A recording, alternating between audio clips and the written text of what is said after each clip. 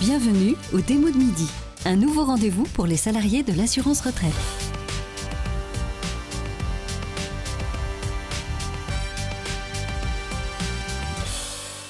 Bonjour et bienvenue dans cette deuxième session des Démos de midi. Dans le cadre du mois de l'innovation publique, nous avons choisi pour cette nouvelle édition une thématique qui nous projette dans l'avenir de nos métiers, mais qui a déjà toute son actualité. Nous consacrerons cette édition au sujet de l'intelligence artificielle pour comprendre et décrypter ce que cette technologie de pointe peut apporter, ou non, à la qualité du service public et à nos pratiques professionnelles en général. Les champs d'application de l'intelligence artificielle sont très nombreux. De la santé à l'industrie, en passant par l'éducation ou l'environnement. Cette technologie investit progressivement de nombreux aspects de l'activité humaine. En augmentant considérablement nos capacités de gestion et de pilotage de l'information, elle transforme progressivement nos manières de travailler et donc nos organisations. Nous sommes ici à la Cantime, le lab, ouvert en octobre dernier, où se cuisinent les idées de l'assurance retraite. Je me présente, je suis Marine Ulrich et j'ai le plaisir d'animer les séquences des Démos de midi. Au cours de ce rendez-vous, dédié à la transformation et à l'innovation, je recevrai dans un premier temps une expert externe pour avoir une vision plus large de ce sujet qui, vous le savez, excède largement la seule branche retraite. Mieux comprendre et mieux connaître les implications de cette technologie nous concerne bien sûr et avant tout en tant que citoyens. Puis dans un second temps, j'accueillerai des collaborateurs de la branche qui nous expliqueront de façon concrète l'impact de ce sujet sur vos activités. Vous n'y êtes peut-être pas encore confrontés, mais il est certain qu'une culture commune de ce qu'est l'intelligence artificielle vous permettra de dessiner l'avenir de vos métiers. C'est bien l'enjeu de l'heure que nous allons passer ensemble. Vous avez été sollicités pour poser vos questions et vous avez été nombreux à nous faire part de vos interrogations sur le sujet. Nous profiterons de la présence de nos intervenants pour y répondre. Mais tout de suite, je vous propose de commencer cette séquence avec notre premier expert pour plonger sans plus attendre au cœur du sujet.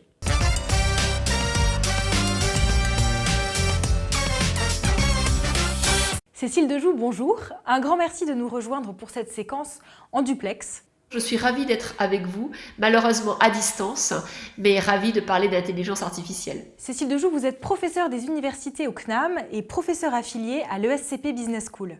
Vous êtes spécialisée sur les thématiques du management à l'heure de la transformation numérique et de l'intelligence artificielle. Un grand merci d'avoir accepté de participer à ces échanges. La première question que je voudrais vous poser, finalement, c'est qu'est-ce que l'intelligence artificielle et à quoi ça sert ? Qu'est-ce que l'intelligence artificielle ? L'intelligence artificielle est à la croisée des mathématiques, de l'informatique et des sciences cognitives. C'est donc un ensemble de connaissances qui aujourd'hui sont définies dans des secteurs bien différents. On parle beaucoup de machine learning, c'est-à-dire en fait de création de solutions fondées sur du big data, mais il y a d'autres techniques en intelligence artificielle. On appelle ça l'intelligence artificielle symbolique ou le small data est présent. Ce qu'il faut retenir, c'est qu'il y a au moins 4 grands domaines de briques technologiques. Le premier domaine, c'est autour de la vision. On fait de la reconnaissance faciale, de la reconnaissance d'objets. On appelle ça le vision computer. Ensuite, il y a tout ce qui existe autour du texte, autour du langage. On va par exemple comprendre des mots avec des IA ou on va générer du contenu. C'est ce que l'on mettra par exemple dans des chatbots. La troisième brique technologique, c'est ce qu'il y a autour des robots. Alors on a plusieurs types de robots. On a bien sûr des robots physiques, on peut appeler ça des cobots. Ce sont les robots qui sont dans les magasins, dans les centres, par exemple chez Amazon, et qui vont prendre des très grosses charges pour les mettre dans les rayons. Et donc ils aident à la participation du geste. Et puis on a des robots qui sont en fait de l'automatisation de processus. Ces robots-là, ils sont dans les logiciels, on les appelle RPA, et ils permettent de trier, de classer, de mettre en relation. La quatrième brique, eh bien, c'est la brique autour de la connaissance. L'intelligence artificielle a le pouvoir, grâce à ses algorithmes, à repérer, à faire des alertes, à faire de la prévision, à faire de la prédiction. Donc on voit bien qu'en fait, dans ces domaines contingentés, autour de la vision, du langage, autour des robots, l'automatisation et de la génération des connaissances, on a des usages bien différents. Mais ces usages peuvent être corrélés et c'est ce qui se passe avec l'exemple de la voiture autonome où on va prendre un peu de reconnaissance faciale, un peu d'automatisation et puis de la génération de connaissances et puis bien sûr du texte avec un chatbot à l'intérieur de la voiture qui sera votre agent conversationnel. Donc on voit bien aujourd'hui l'IA est partout. Merci Cécile Dejoux pour ces explications. Ce que je comprends, c'est que la définition de l'intelligence artificielle est indissociable de ces champs d'application, de ces usages que vous avez décrits. Votre sujet à vous, c'est précisément l'impact de cette technologie sur les métiers, sur les organisations. Concrètement, qu'est-ce que l'intelligence artificielle change déjà et va changer à notre manière de travailler? Et peut-être plus largement, comment est-ce qu'elle modifie déjà ou va modifier nos organisations elles-mêmes? Vous avez tout à fait raison, l'intelligence artificielle modifie l'organisation. Elle la modifie au moins à 3 niveaux. Au niveau de la stratégie, c'est ce qu'on appelle un game changer. Elle met en avant de nouveaux modèles économiques. Deuxièmement, au niveau des pratiques de travail. Et troisièmement, au niveau des métiers et des compétences. Revenons un peu dans le détail. Au niveau de la stratégie, prenons par exemple le domaine de la santé. Avant, le modèle économique classique, c'était que la sécurité sociale et les mutuelles remboursaient la maladie. Avec l'intelligence artificielle et des applications qui vont aider le patient à prendre les médicaments quand il en aura besoin ou à avoir une hygiène de vie différente, le modèle économique sera d'accompagner le bien-être et faire en sorte qu'il y ait le moins de médicaments qui soient pris. Et donc on voit bien un changement du remboursement de la maladie à un accompagnement du mieux-être. Deuxième exemple, par exemple la maintenance. Avant, on vendait des pièces quand il y avait donc sur un produit un problème de maintenance. Aujourd'hui, c'est terminé. Avec l'IA et la prédiction, on va accompagner le produit et on va anticiper la panne. Et donc, on va vendre un service au lieu de vendre un produit. Donc, on voit bien que dans tous les domaines, l'IA change le modèle économique. Number one. Deuxièmement, ça change la façon de travailler. Ça la change au moins à 3 niveaux. Déjà, au niveau de la rapidité. Une IA n'est jamais malade, une IA va très vite et une IA se trompe peu. Donc, on voit que dans la vitesse, elle peut réaliser certaines tâches de façon très rapide. Par exemple, générer des alertes, par exemple, mettre en relation des factures et des numéros de compte, etc. Ensuite, deuxième élément, l'IA va permettre de personnaliser les services. Et donc là, on va pouvoir avoir des actions comme par exemple de la formation individualisée. En analysant les traces et ce que les gens ont appris, on va pouvoir leur proposer de nouvelles formations.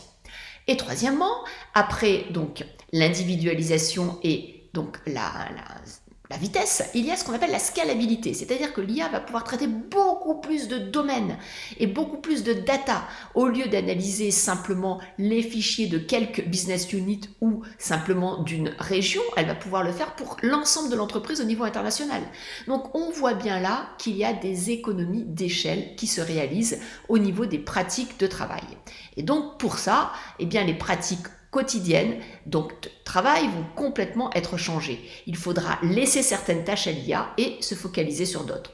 Troisième élément important, la transformation des métiers et des compétences avec l'IA. Ça, il faut bien comprendre que c'est essentiel. Tous les métiers vont être impactés, plus ou moins, mais ce n'est pas les métiers qui vont disparaître. Ce sont les tâches à l'intérieur des métiers qui vont être soit remplacées, c'est-à-dire qu'en fait l'IA pourra faire certaines tâches à la place de l'homme, soit l'homme sera assisté, faire avec l'IA certaines actions, soit, et c'est là qu'il faudra capitaliser la transformation des métiers, l'IA va augmenter le collaborateur dans son travail au quotidien. Si je comprends bien, Cécile Dejoux, l'intelligence artificielle va transformer les organisations parce qu'elle va modifier les modèles économiques qui vont passer de modèles de gestion à des modèles de prédiction. Elle va aussi transformer les organisations parce qu'elle va modifier les métiers, les tâches. Alors la question que je voulais vous poser, justement, c'est est-ce que ça concerne tous les métiers? Autrement dit, est-ce que c'est un virage à prendre pour tous? On pourrait croire que l'intelligence artificielle ne va concerner que certains métiers, et des métiers peut-être techniques ou liés à l'informatique. Pas seulement. L'intelligence artificielle va concerner la transformation de tous les métiers. À 3 niveaux. Le premier niveau, c'est que l'IA va remplacer l'homme sur certaines tâches, les tâches dites automatisables à plus faible valeur ajoutée, comme par exemple le tri, le classement, la mise en correspondance d'éléments entre eux. Et là, c'est vrai qu'elle va pouvoir être plus rapide, traiter plus de données et surtout pouvoir aller plus dans le détail. Ensuite, il va y avoir un ensemble de tâches où l'IA va nous assister, c'est-à-dire que grâce à elle, on va être plus efficace. Je pense par exemple à la gestion de projet. L'IA va être capable d'animer un groupe qui travaille en gestion de projet et de dire à chacun quelle tâche il peut faire en fonction de ce que les autres ont fait et dans le temps qui lui reste dans la journée. Et puis, la troisième possibilité, c'est que l'IA va nous augmenter. Elle va nous permettre de faire des actions que l'on ne pourrait pas faire sans elle. Par exemple, la traduction.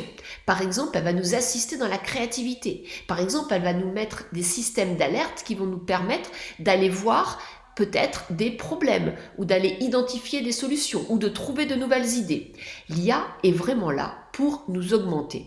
Et donc, ce qu'il faut faire comprendre à vos équipes, c'est qu'en fait, il est important de travailler en mode d'expert, de parler des tâches que l'on pourra laisser faire à l'IA, de celles sur lesquelles on va pouvoir se concentrer, celles où on sera augmenté, et puis d'essayer d'arbitrer donc sur toutes les tâches où on va pouvoir monter en compétences grâce à l'intelligence artificielle.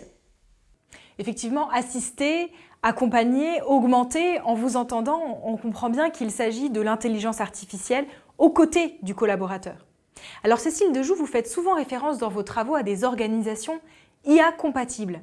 Qu'est-ce que cela recouvre précisément et quelles sont les conditions pour le devenir ?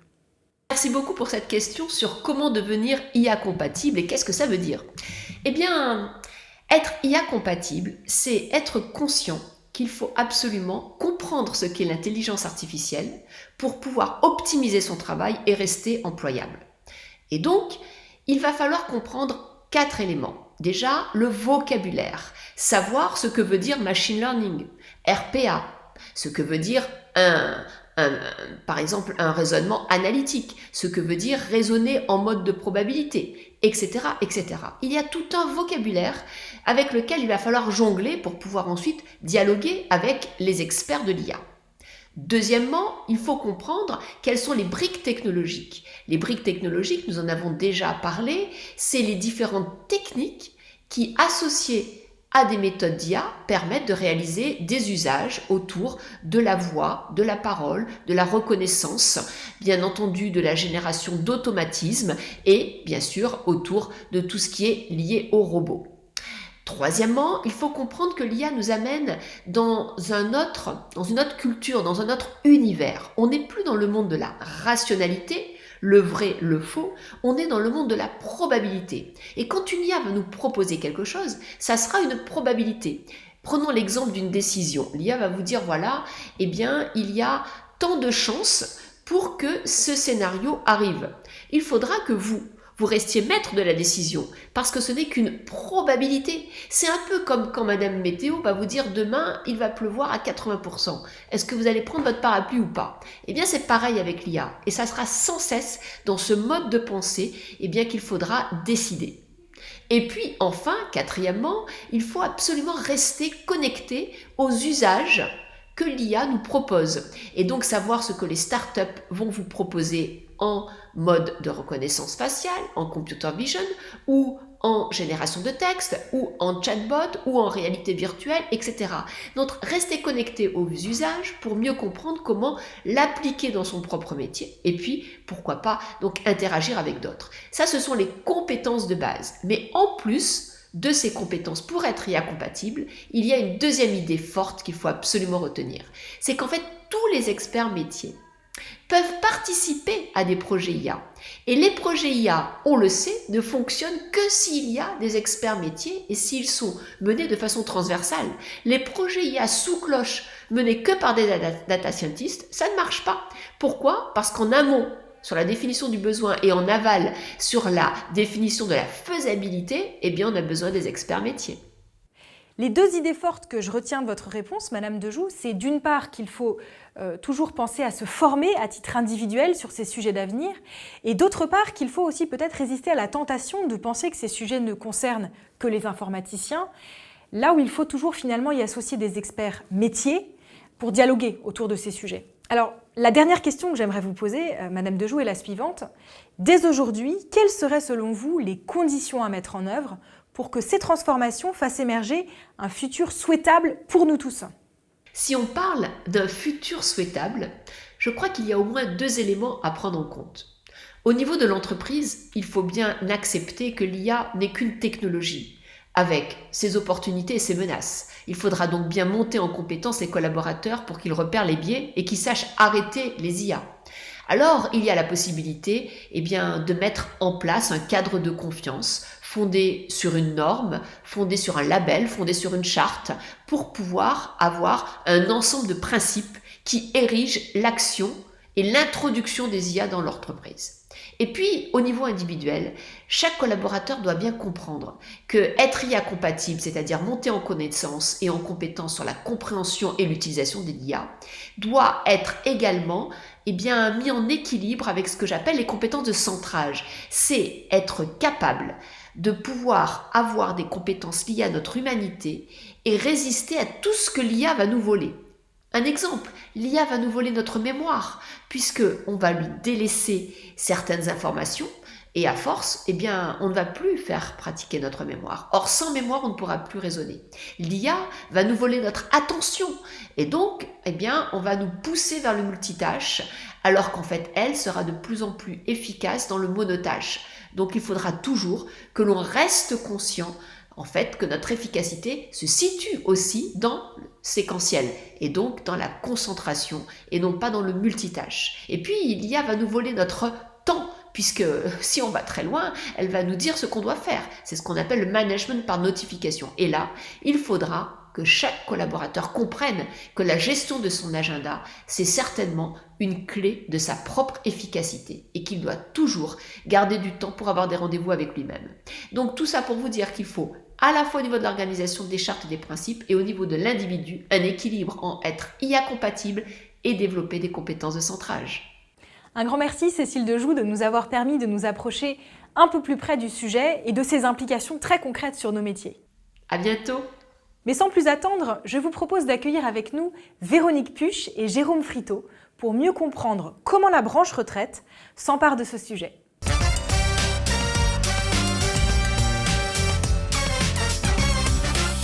Bonjour Véronique Puch, vous êtes directrice des systèmes d'information de la CNAV. Monsieur Friteau, vous êtes directeur des relations humaines et de la transformation.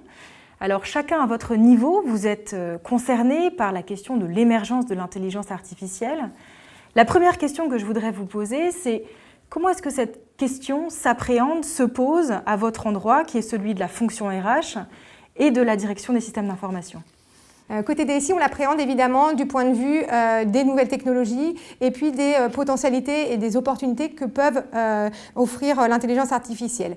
Pour autant, on est vigilant à l'appréhender sous l'angle des usages, puisque l'intelligence artificielle peut simuler, peut prédire, peut contribuer, peut améliorer et puis anticiper, mais elle ne peut pas réussir sans le soutien de compétences et d'expertise humaine. L'intelligence artificielle, elle apprend de l'expérience, elle apprend du passé, mais elle ne reproduit pas l'ensemble de la couverture de l'intelligence humaine. Elle reproduit une intelligence analytique, mais elle ne reproduit pas une intelligence créative, pratique, émotionnelle.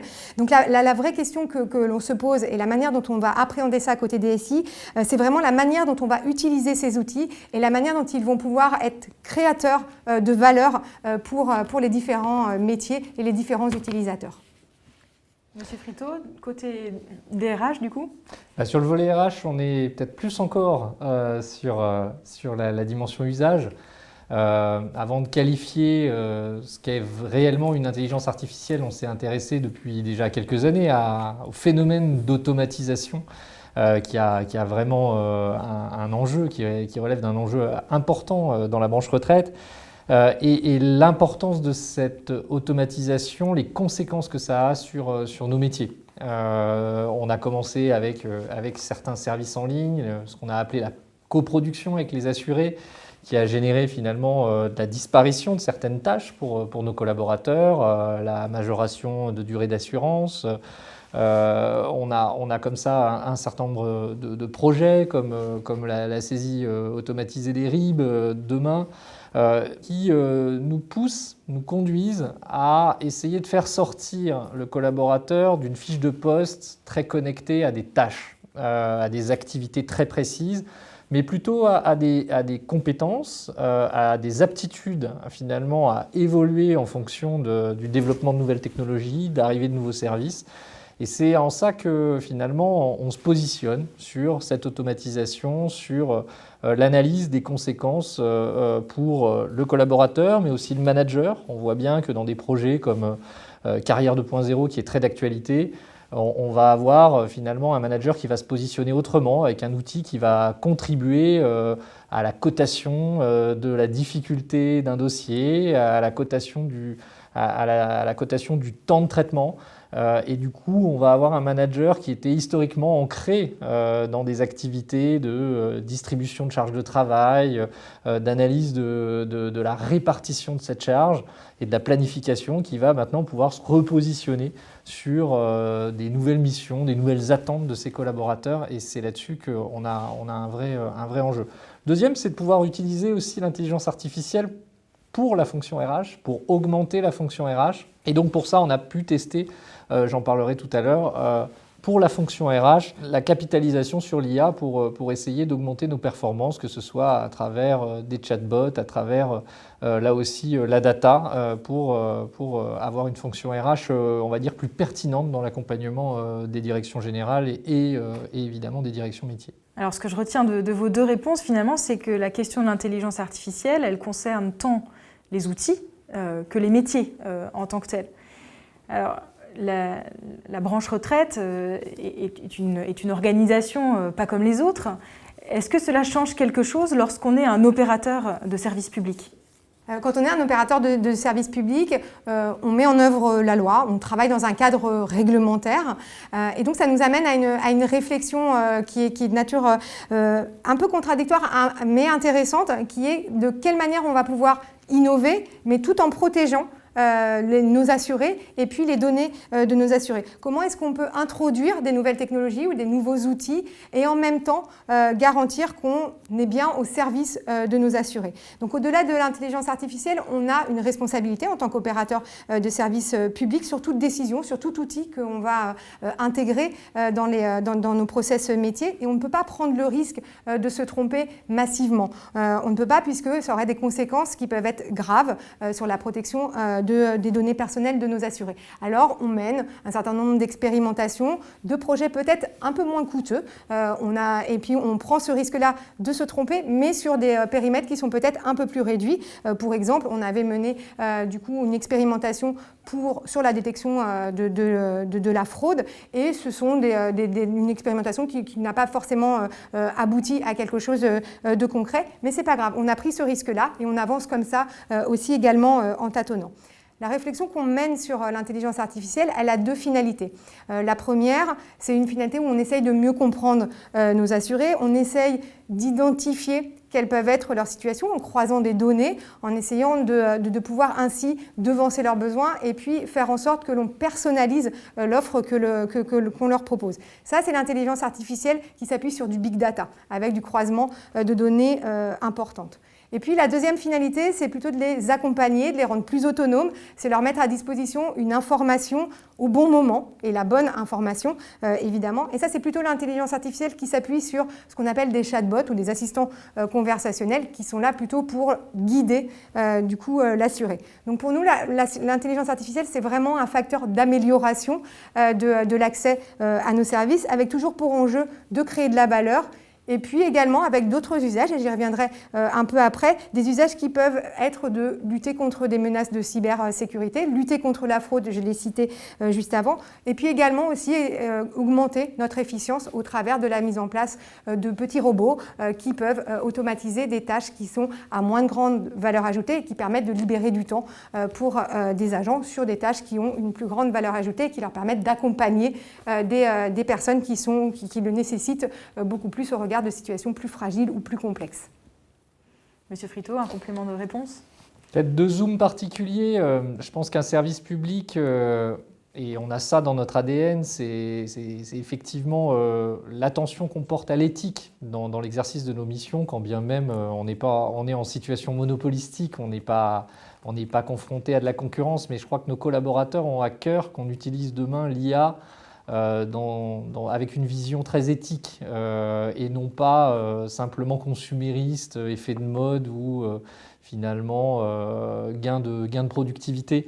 Donc on aura une attention particulière avec notre responsabilité sociétale aussi à utiliser l'IA avec une certaine éthique. Je prends un exemple évidemment qui me parle peut-être plus à moi en qualité de RH. Il y a certains grands groupes qui ont déjà commencé à utiliser l'intelligence artificielle sur le recrutement, avec plus ou moins de réussite. En tout cas, ils ne m'ont pas encore complètement convaincu. On a assisté au premier licenciement de robots qui faisaient du tri de CV avec parfois les effets pervers de l'analyse de l'humain sur une décennie et finalement une intelligence artificielle qui tombe dans la discrimination femmes-hommes, par exemple, pour citer un exemple que je ne citerai pas nominativement. Mais on voit bien qu'on a à cœur demain d'utiliser l'intelligence artificielle pour augmenter nos capacités à faire mieux, à nous positionner mieux et non pas à faire plus vite et de manière dégradée. De la même manière, je pense qu'on a un intérêt à être attentif à l'enjeu d'utilisation de cette intelligence artificielle dans le bon sens. L'intelligence artificielle dans la branche retraite, dans le service public en général, qui est confronté à des enjeux forts de diminution de coûts progressivement, peut faire peur parce qu'on peut se dire on va automatiser plein de choses pour avoir moins de monde. Bien sûr qu'on restera confronté à des objectifs d'efficience.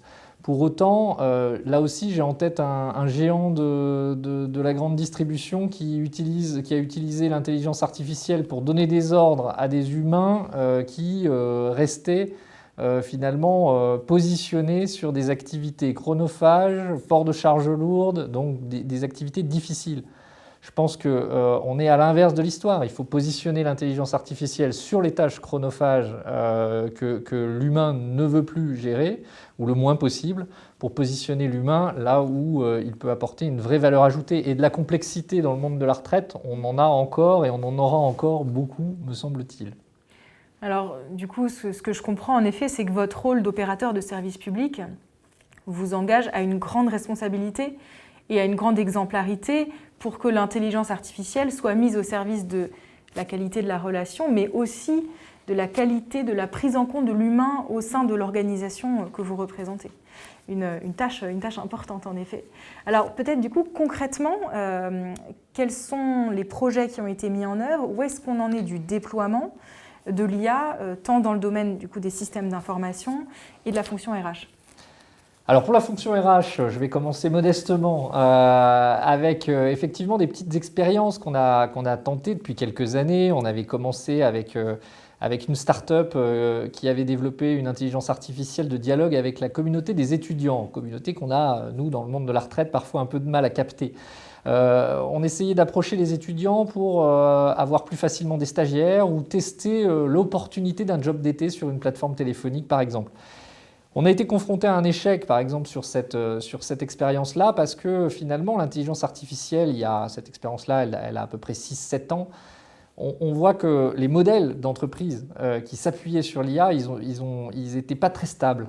Et finalement, les business models, en l'occurrence de l'entreprise avec laquelle on a travaillé, a bougé très rapidement. Et au moment où nous, on était prêts, finalement, la start-up avait muté et finalement avait un objectif d'utilisation de la communauté des jeunes pour des approches beaucoup plus marketing, sondage, etc., pour orienter des marques dans le développement de produits, ce qui n'était plus du tout notre cas.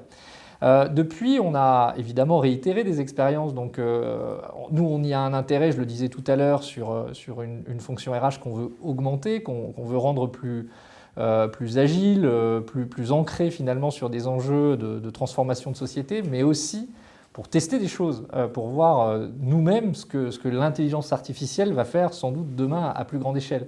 Et notamment, on a pu développer avec la DSI un chatbot, donc une intelligence plutôt conversationnelle interne pour faciliter le dialogue avec les salariés, pour décharger aussi nos collaborateurs des services paye de la réponse de premier niveau sur des questions génériques de droit du travail, de connaissance de la convention collective et d'usage aussi de l'entreprise.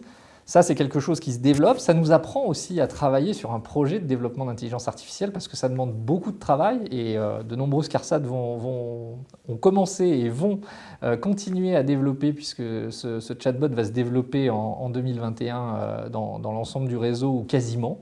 Et ça nous fait grandir finalement dans notre capacité à travailler en collaboration avec une intelligence artificielle.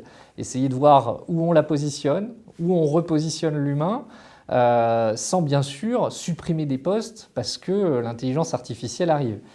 De la même manière, et là c'est peut-être moins visible, mais ça me fait toucher du doigt le sujet de la data, on a un baromètre social digital qui est là aussi en développement sur l'ensemble du pays, sur l'ensemble du réseau, qui nous conduit à sonder nos collaborateurs sur leurs ressentis, sur leurs conditions de travail. Et dans ce baromètre, il y a une intelligence artificielle embarquée qui nous permet de consolider beaucoup plus facilement les données à très grosse échelle, voire même à débuter avec nous des plans d'action possibles à l'issue de l'exploitation de la donnée. Ça, c'est des éléments qui nous font gagner énormément de temps, où on voit que la technologie peut être d'un vrai apport, parce que finalement, à l'échelle de 14 000 collaborateurs, évidemment, la consolidation sans IA est très très difficile. Voilà des petits exemples qui nous permettent de toucher du doigt le sujet. Un complément peut-être de réponse, Madame Puch ? Oui. Alors, côté système d'information, en tout cas côté fonction système d'information, l'intelligence artificielle, on ne la nommait pas comme ça, du coup, il y a une petite trentaine d'années, mais elle était déjà appréhendée et déjà née au sein de l'assurance retraite avec la naissance et la création du SNGI, donc le Système national de gestion des identifiants, qui est né en 1988 et qui, du coup, s'appuie sur des techniques d'intelligence artificielle, puisque son moteur d'identification actuel a été créé à l'époque comme étant la traduction du raisonnement complexe de chercheurs en linguistique. Donc ça, c'était la première étape fondamentale de l'intelligence artificielle au sein de l'assurance retraite. Et puis après, on a effectivement développé, on a cherché, on a tâtonné aussi sur un certain nombre de projets. Comme l'indiquait Jérôme sur la partie chatbot à destination des agents de la branche retraite, on a travaillé aussi en parallèle sur un chatbot qui est destiné aux assurés. Donc il est né du besoin des assurés de mieux connaître l'offre de services de l'assurance retraite et d'avoir finalement un outil un peu guidant pour mieux comprendre et mieux appréhender les services en ligne. Et ce chatbot qui s'appuie sur une intelligence artificielle, puisqu'il s'appuie du coup sur des technologies d'apprentissage automatique couplées à un module de compréhension du langage naturel, et donc s'appuie apprend en permanence des échanges qu'il peut avoir entre les techniciens d'une part et puis les assurés d'autre part. Et ce projet, comme l'indiquait aussi également Jérôme, c'est vrai que ça nous a permis de nous réinterroger collectivement sur notre organisation, sur nos méthodologies, sur la manière dont on mène un projet d'intelligence artificielle. Alors, ça ne s'écarte pas énormément de la mise en œuvre d'un autre projet de système d'information. Pour autant, on a quand même bouleversé, bousculé en tout cas certaines méthodes et surtout certaines appréhensions. On a pris un risque, on a mis une version bêta sur notre site internet, ce qui était quand même quelque chose d'un peu risqué. Donc non seulement on a mis une version bêta, donc qui n'était pas complètement finalisée, puis en plus on l'a mis sur un public qui n'était pas forcément, en tout cas qui n'était pas réputé pour être le plus à l'aise avec l'offre numérique, qui était le public des retraités. Et puis finalement, du coup, au bout de 2 jours, on s'est aperçu que ARIA avait été sollicité par plus de 80 000 utilisateurs. Donc on s'est dit que le pari était réussi, que la version bêta pouvait du coup devenir une version plus pérenne, et aujourd'hui on fait évoluer ce chatbot pour couvrir l'ensemble du coup des offres qui sont mises à disposition sur le portail de l'assurance retraite. Une autre piste de travail, c'est tout ce qui relève du big data. Sur le big data, donc on a mis en place une plateforme big data, donc toute la structure et l'architecture technique. Et puis maintenant qu'on a cette architecture technique, il faut pouvoir l'appréhender avec des cas d'usage. Donc là, on a lancé une expérimentation sur un cas d'usage sur les réclamations pour essayer de regarder par rapport à un profil du coup d'un assuré, voir si potentiellement il serait amené à effectuer une réclamation. Donc ça, c'était une expérimentation qui est en cours. On a aussi un sujet que l'on creuse qui sont les RPA, donc qui nous permettent de voir, d'identifier sur des bouts de processus des activités peut-être un peu plus répétitives et puis essayer de voir si on peut les couvrir par un robot. Donc ça, c'est un travail aussi que l'on mène actuellement. Après, ça nécessite d'avoir une volumétrie suffisante et puis d'avoir bien défini le process pour pouvoir l'automatiser. Et puis un sujet sur lequel on nous attend peut-être un peu moins avec l'intelligence artificielle, c'est la sécurité. Donc trois exemples. Le premier exemple, c'est un exemple que vous avez tous sur votre ordinateur qui s'appelle un antivirus. Et cet antivirus que l'on a aujourd'hui à la CNAV, il embarque de l'intelligence artificielle et il propose des fonctions avancées de machine learning. Le deuxième exemple, c'est des outils de surveillance qui peuvent peut-être permettre de regarder par rapport au comportement des usagers s'il y a des anomalies et qui peuvent essayer du coup de voir si par rapport à un mail frauduleux, par rapport à quelque chose qui peut paraître suspect, eh ben, peut nous donner peut-être une indication sur un comportement de type anormal. Et puis enfin, des outils de surveillance et de management de la sécurité qui permettent également de simuler un certain nombre de comportements et qui peuvent nous permettre, nous, fonctions ici, de mieux appréhender le risque lié à la sécurité des systèmes d'information. Merci pour ces éléments de réponse. Alors, effectivement, on voit qu'il s'agit d'un déploiement sur le temps long, un déploiement sans précipitation, c'est ce que je retiens aussi. Avec cette idée d'itération aussi, de choses qui sont essayées, avec des erreurs, des réussites, et en apprenant toujours peut-être des échecs pour continuer à mettre en place cette technologie. Cécile Dejoux a évoqué la notion d'acculturation d'une organisation pour lui permettre d'intégrer ces transformations tout en restant fidèle à ses principes, à ses valeurs, à son identité. Qu'est-ce que vous pouvez nous dire de ce processus d'acculturation de la branche retraite à ces transformations technologiques, on va dire, mais qui touchent bien l'organisation en tant que telle? Alors, moi, je ne vais pas parler de l'acculturation des informaticiens de la DSI parce qu'on est bien au-delà de ce stade-là. Pour les salariés de la branche retraite, je pense que vous avez raison, la progressivité est un élément clé. Il ne faut pas partir dans la brutalité, ni dans de la projection dans un monde du futur qu'on essaye de dessiner maladroitement. Je pense qu'évidemment, il y a le premier niveau important, c'est déjà d'acculturer nos collaborateurs au digital, à ce que c'est que la data, à essayer de comprendre le développement de la technologie, pour éviter aussi cette peur, parce que finalement l'intelligence artificielle, elle crée beaucoup d'appréhension. Comme en son temps, Internet le faisait aussi. Aujourd'hui, on peut en dire ce qu'on veut. Finalement, c'est un développement inéluctable. On voit bien qu'on y va. Ce qu'il faut, c'est y aller le mieux possible. Donc, évidemment, on peut accompagner avec des modules de formation, d'acculturation, faire toucher du doigt ce que c'est que cette évolution-là. Et d'ailleurs, quelles conséquences ça a dans la vie courante des collaborateurs, des salariés.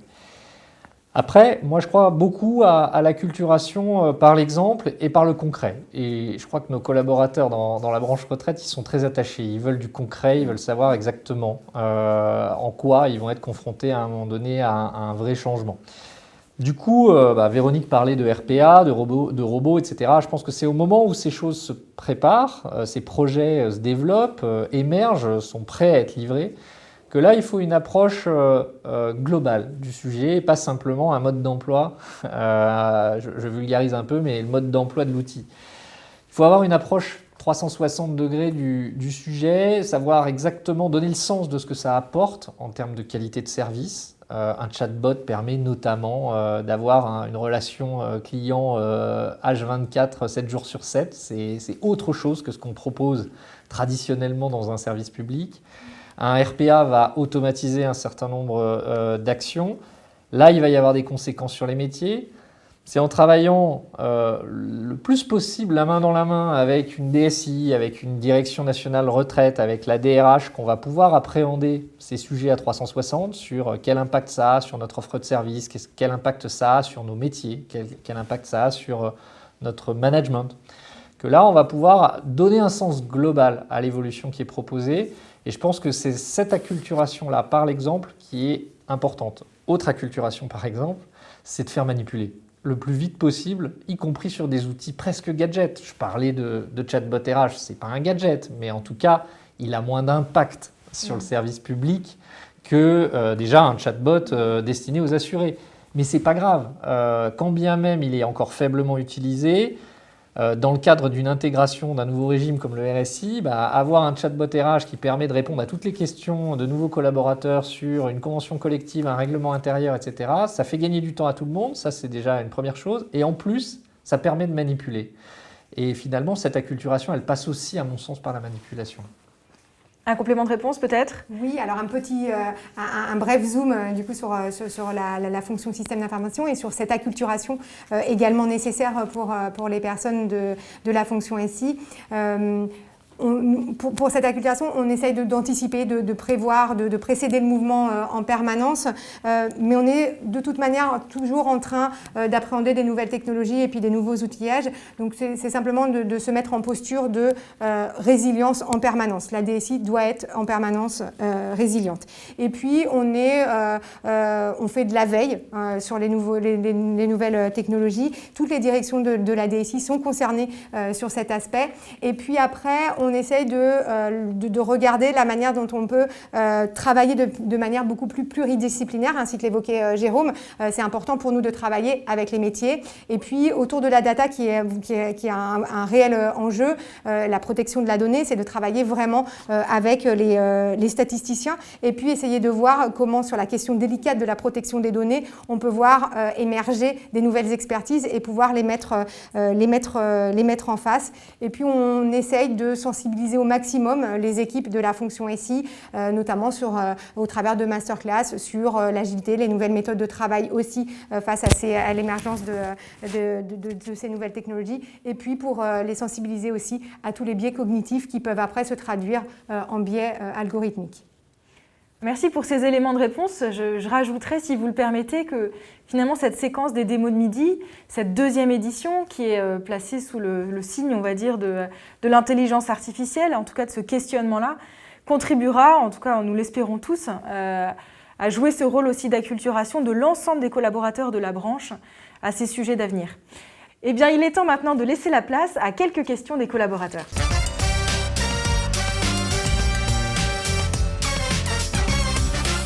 Pour cette séquence, je vais laisser la parole à Valentin Sittler du service communication. Bienvenue Valentin. Est-ce que tu peux nous dire quelles ont été les grandes interrogations des collaborateurs sur le sujet ? Bonjour Marine, merci pour l'accueil sur ce plateau. Alors effectivement, nos collaborateurs s'intéressent à ce sujet qu'est l'intelligence artificielle au sein de l'assurance retraite. Nos collaborateurs s'interrogent sur ce sujet-là, nos collaborateurs s'inquiètent sur ce sujet-là. On a eu plusieurs questions qui nous sont arrivées de l'ensemble du réseau, de CARSAT et de la CNAV, sur des sujets propres à l'assurance retraite, sur des sujets à des dimensions un peu plus larges comme la dimension éthique. J'ai avec moi 4 questions aujourd'hui que je vais vous poser à tour de rôle, en commençant par vous Jérôme. La première question a été posée par Geoffrey de la CARSAT Montpellier, que je vais vous lire. Geoffrey se demande vers quelle tâche à plus haute valeur ajoutée orienter les employés libérés des actions les plus fastidieuses et comment repenser le relationnel en quelque sorte entre la machine et l'humain qui peut maintenant se consacrer à des enjeux plus complexes. Merci Geoffrey pour cette belle question. Je pense que on va dire que l'intelligence artificielle peut libérer le collaborateur comme je le disais tout à l'heure, de tâches qui sont redondantes, qui sont chronophages, qui sont relativement lourdes, pour qu'il s'intéresse à peut-être une relation renforcée avec l'assuré. Je vais prendre un exemple qui n'a rien à voir avec l'IA, mais qui est assez parlante finalement. Dans le confinement qu'on a vécu dans la branche retraite sur la période mars-mai et encore aujourd'hui, on a pu finalement capitaliser sur de la disponibilité de collaborateurs qui ne pouvaient pas télétravailler pour mener une campagne d'appel sortant vis-à-vis des personnes âgées, pour prendre de leurs nouvelles, etc. C'est exactement finalement le type d'action, d'activité qu'on pourrait imaginer demain si finalement on perdait moins de temps sur de la saisie, sur l'utilisation d'outils on va dire, sans réelle valeur ajoutée humaine, essayer de se positionner un peu plus sur la proximité de la relation d'un service public avec son public d'assurés. Deuxième exemple, les managers. Je disais tout à l'heure que les managers, finalement, ils pouvaient gagner finalement en temps de distribution de charges, de réalisation de planning. Demain, le manager peut être beaucoup plus positionné dans la relation avec son équipe. On parle de manager coach, je pense que l'intelligence artificielle peut nous amener à ça. Et alors si on se prêtait à rêver un peu, on a beaucoup de plateformes téléphoniques encore sur notre réseau. Demain, on pourrait imaginer que les appels entrants n'arrivent plus vers nos collaborateurs, mais plutôt vers une intelligence artificielle, et que finalement, on se positionne uniquement vers de l'appel sortant, préparé, à forte valeur ajoutée et très personnalisé. Merci pour ces deux exemples très concrets, ça illustre bien du coup ce qu'on pourrait éventuellement faire dans le futur. La seconde question est posée par Richard de la CARSAT Alsace-Moselle et s'adresse à vous, Véronique. Donc Richard nous décrit que certains assurés ne sont pas capables d'écrire clairement une situation complexe.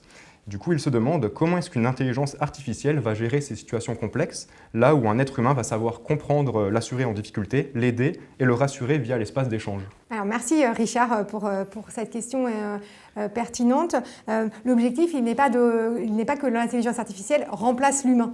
Je le disais tout à l'heure, l'intelligence artificielle, elle copie une intelligence analytique, mais elle ne copie pas l'ensemble des intelligences que peut représenter du coup une personne. Donc l'intelligence artificielle va nous permettre de gagner du temps, va permettre de guider, d'accompagner, mais elle ne va pas conseiller, elle ne va pas rassurer du coup un assuré. Et c'est là que effectivement l'intervention humaine, l'intervention d'un technicien, l'intervention de toutes les personnes qui sont en composition de conseil vis-à-vis des assurés, ce sont des positions qui sont fondamentales. Donc non, elles arriveront en complément du coup de cette offre de conseil, mais l'intelligence artificielle ne se substituera pas du coup à une personne.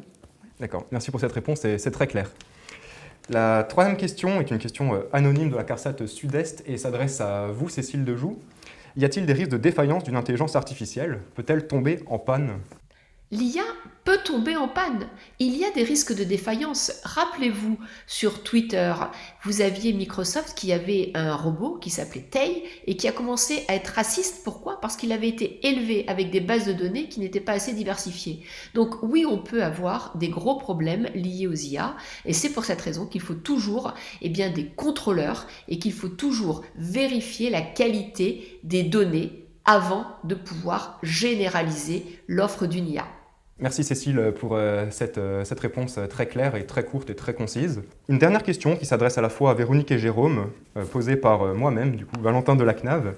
Y a-t-il des objectifs concrets de définis, des objectifs chiffrés concernant le déploiement de l'intelligence artificielle au sein de l'assurance retraite? Alors merci Valentin pour cette excellente question.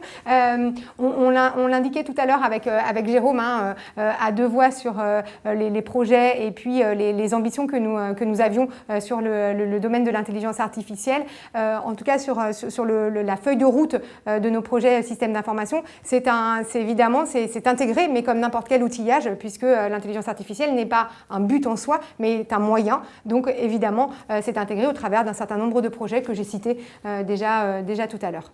Eh bien, un grand merci Valentin, Cécile Dejoux, Véronique Puch, Jérôme Friteau. Merci d'avoir pris part à ces échanges. Nul doute que ces sujets sont plus concrets, plus réels dans la tête des collaborateurs de la CNAV. C'est ce qu'on souhaite en tout cas. Il est temps de retrouver la chronique de Sébastien Masson de la direction de la communication. À chaque séquence, il va à la rencontre des collaborateurs pour rencontrer ceux qui mettent en œuvre ces sujets au quotidien dans leur métier. Aujourd'hui, ils nous racontent leur histoire.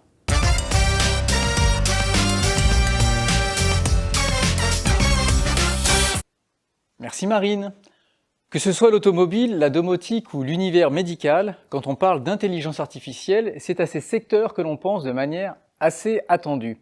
Alors, quand la direction de l'innovation m'a dit que cela pourrait être intéressant d'aller voir comment le département juridique et contentieux s'emparait du sujet, j'avoue être resté un peu perplexe. Pour commencer mon enquête, j'ai d'abord contacté par mail Jérôme Méran, responsable du département juridique et contentieux. Lecture des premiers éléments. Si les expressions utilisées sont parfois un peu ronflantes entre robotisation des contrats, justice prédictive, modélisation mathématique, la tendance est bien à l'apport exponentiel du numérique et à une intelligence artificielle et des algorithmes de plus en plus performants capables de brasser de l'information en masse pour en extraire la substance essentielle aux juristes. Mais de quoi parle-t-on ? Jérôme, il faut que l'on se parle si moi vouloir comprendre toi. Alors on s'est vu, on s'est même entendu. Il m'a d'abord expliqué que le monde juridique ne vivait pas sa première révolution et qu'il y avait une évolution constante par la mise en place de solutions électroniques depuis les années 2000 qui s'étaient accélérées dans les années 2010. C'est à cette époque que les startups sont arrivées avec une volonté de proposer des aides aux tâches et permettre aux juristes d'être épaulés. Mouais, seul hic, on voit bien notre juriste accroché à son dalloz et friand de papier, et c'est d'autant plus vrai dans un organisme papivore comme les nôtres. Là, je me suis dit, il n'est pas sorti notre Jérôme. Eh bien si, justement, il est sorti Jérôme et avec toute son équipe, il a décidé d'entrer de plein pied dans le domaine de l'intelligence artificielle en se rendant au salon des Legal Tech avec une idée en tête, qu'est-ce que l'intelligence artificielle pourrait nous apporter et nous faciliter dans notre quotidien. Et il m'a dit, personne n'était convaincu au début que le juridique était le plus concerné, à commencer par nous-mêmes. Et pourtant, on est revenu de ce salon avec les yeux qui pétillaient. L'intelligence artificielle dans le domaine juridique, alors, ça ressemble à quoi ? Pour la faire simple, c'est apporter un fond documentaire exhaustif en un temps record, évitant un travail de recherche fastidieux aux juristes. Pour mettre en exemple ce concept, l'équipe de Jérôme a réalisé un test en utilisant les conclusions rédigées par une partie adverse qu'ils ont scannées et adressées à une startup pour challenger le service. En retour, ils ont reçu un support avec des références de tout ce qui est indiqué, les réponses adaptées de décisions déjà rendues dans le domaine et des doctrines. Nous avons gagné des heures de travail, m'a-t-il indiqué. Mais l'intelligence artificielle dans le domaine juridique, ce n'est pas qu'une recherche documentaire. Cela va aller beaucoup plus loin dans les années à venir. Ce qu'on peut en attendre, et ce très rapidement, c'est d'être guidé dans son raisonnement juridique en s'appuyant sur la base de décisions de justice déjà rendues dans le même domaine et dans des cas similaires que vous aurez soumis à Madame Irma, à l'IA. Ça s'est joué à 2 lettres. C'est ce que l'on appelle la justice prédictive, une technologie qui permet de chercher dans toutes les bases pour apporter des éléments de réponse qui seront restitués de manière intelligente en donnant le risque de décision favorable ou défavorable. Le juriste aura donc une vision de son affaire qui lui permettra d'orienter son argumentation. Prenons le cas d'un assuré qui conteste son point de départ à la retraite. Avec l'intelligence artificielle, on pourra dire que pour cet assuré, dans cette région, voici ce que pourrait être la décision compte tenu des affaires similaires déjà tranchées. Et l'IA pourra même aller plus loin en apportant des arguments dans un sens ou dans l'autre. C'est une aide qui va faire gagner du temps pour se concentrer sur des tâches intellectuelles et mieux maîtriser le risque juridique dans l'intérêt de l'organisme. C'est aussi une nouvelle approche du contentieux. Nous aurons une vision plus fine sur l'issue du conflit et nous pourrons travailler autrement le désaccord pour trouver d'autres alternatives comme la médiation par exemple, et ainsi éviter d'aller en justice, d'autant plus quand on peut penser que la décision ne serait pas en notre faveur, a ajouté Jérôme. Alors vous me direz, quel avenir pour le juriste ? Si l'intelligence artificielle peut permettre aujourd'hui de collecter, analyser et visualiser de gros volumes de documents, permettant ainsi de faire gagner du temps aux juristes, la technique a cependant ses limites. Aucun système informatique ne sait encore aujourd'hui comprendre en profondeur un énoncé comme un humain en est capable. Jérôme ajoute que le juriste conserve tout le raisonnement du dossier car par son expérience et son expertise, il pourra dire que la décision ne sera peut-être pas tout à fait ce que l'intelligence artificielle a livré et il pourra alors adapter son argumentation. Il va donc se concentrer sur le droit et la nature de la décision à prendre grâce à la récupération de tout le temps qu'il pouvait passer à rechercher dans des codes. C'est un peu comme quand l'ordinateur a remplacé le papier, les métiers ont évolué, chacun s'est adapté, le juriste aussi. Il y a une acculturation, une acceptation à travailler autrement, à mener. Quelles sont les prochaines étapes ?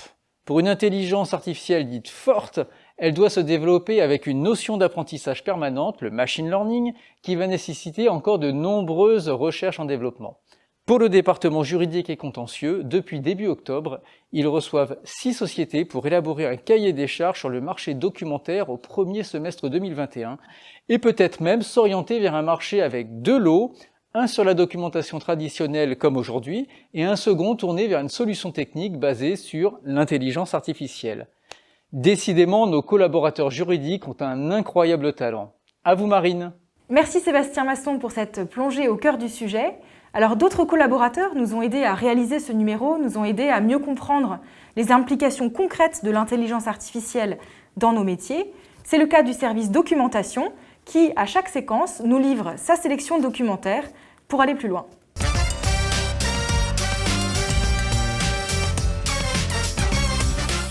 Il est temps de vous présenter les coups de cœur des services documentation du réseau. Vous pouvez les retrouver sur Stellaire. Plusieurs documents ont retenu leur attention.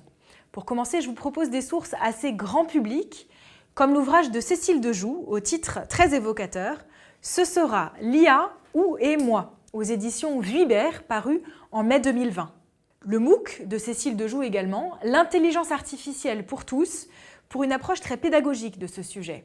Et puis enfin l'ouvrage « L'entreprise disruptée, les défis de l'IA pour les ressources humaines » par Emmanuel Blon, paru chez Duno en janvier 2019. Pour terminer, un document plus proche de votre secteur, « Transformation de l'action publique, Pôle emploi se dope à l'IA », un document paru sur Archimag en septembre 2019. Vous l'avez compris, ce programme décrypte les grands sujets de transformation de l'organisation. Toutes ces transformations sont tournées vers le même but, l'amélioration continue de la qualité de service à l'assuré.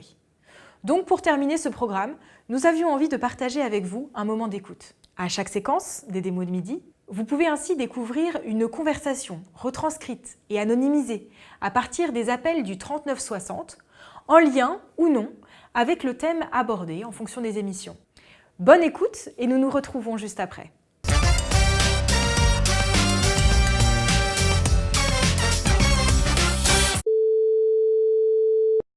L'assurance retraite, bonjour. Madame, je vous écoute. Écoutez, je vous ai adressé, vous m'avez fait une demande pour la demande complémentaire pour les mères de famille parce que j'ai eu 6 enfants. Vous m'aviez adressé un formulaire, sur le serveur, il y avait un formulaire sur lequel je devais remplir, mais il n'y avait que 4 enfants. J'ai donc appelé vos services qui m'ont dit ah mais alors dans ce cas, vous nous adressez un courrier avec avec les 6 enfants. C'est chose que j'ai faite et je l'ai même faite en recommandé AR. Oui, je le vois. Et je l'ai reçu. Bah non, mais je viens d'être encore relancée avec. C'est un croisement.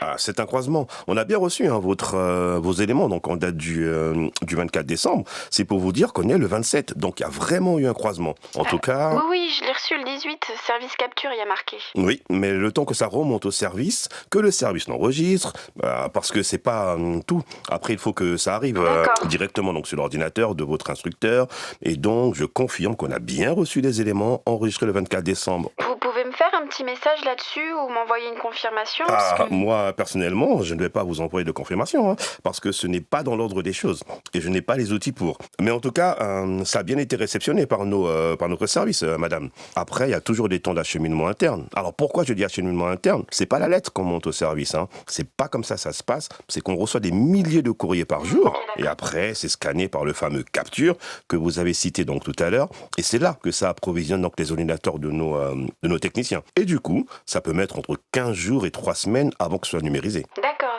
donc ça veut dire que là, j'ai pas d'inquiétude parce que on l'a bien reçu. Vous n'avez pas reçu. Ah d'accord, ok. Donc est-ce que vous pourriez juste me dire s'il manque encore quelque chose sur mon dossier ?